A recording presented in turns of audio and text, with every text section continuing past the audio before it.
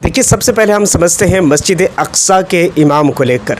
उसके इमाम पर ख़ुद इज़राइल ने बैन लगा दिया है और ये कह दिया है कि पहले इमाम साहब यानी जो मुफ्ती है वहाँ के मुफ्ती शेख मोहम्मद हुसैन, उनके ऊपर ये पाबंदी लगाई, ये बैन लगा दिया कि वो पहले तो 10 दिन तक नहीं जाएंगे, लेकिन उसके बाद ये पाबंदी बढ़ा करके अब 6 महीने की कर दी गई है। और ये कहा गया है कि यानी बैतुल मुक़द्दस यानी अल अक्सा मस्जिद के जो इमाम साहब है यानी जो मुफ्ती हैं, उनके ऊपर पूरी तरह से ये प्रतिबंध लगा दिया गया है कि वो अब बैतुल मुक़द्दस में नहीं जा सकते हैं, उसके अंदर प्रवेश नहीं कर सकते हैं, वो नमाज नहीं पढ़ सकते हैं और ना ही पढ़ा सकते हैं। ये बैन किसकी तरफ से लगाया गया है? ये पूरी की पूरी बैन इज़राइल की तरफ से लगाया गया है। आप इस चीज़ से अंदाज़ा लगा सकते हैं कि बैतुल मुक़द्दस जिसको कहा जाता है, ख़ासकर बैतुल मुक़द्दस की ही लड़ाई है वहाँ, और फ़लस्तीनी ज़मीन को लेकर, इन 2 चीज़ों को लेकर के वहाँ विवाद है। और इन्हीं 2 चीज़ों के बारे में अगर बात करें तो बैतुल मुक़द्दस पर इज़राइल पाबंदी लगाता है उस मुफ्ती पर, इमाम पर, कि अब वो अंदर नहीं जाएंगे और वो अब कोई भी ऐसी प्रतिक्रिया, कोई भी ऐसी एक्टिविटीज़ परफॉर्म नहीं कर सकते हैं।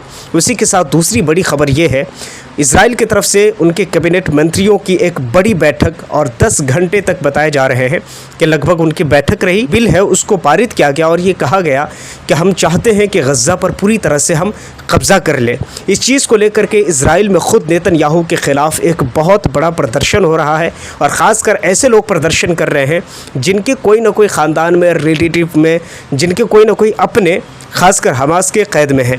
वो चाहते हैं कि अगर ऐसा हुआ तो फिर उन लोगों की जानें सुरक्षित नहीं है। ख़ासकर उन्होंने खुद ये भी कहा कि अगर ऐसा होता है तो उनके बीच में और भी बहुत सारे फ़लस्तीनी ऐसे हैं जो मारे जा सकते हैं।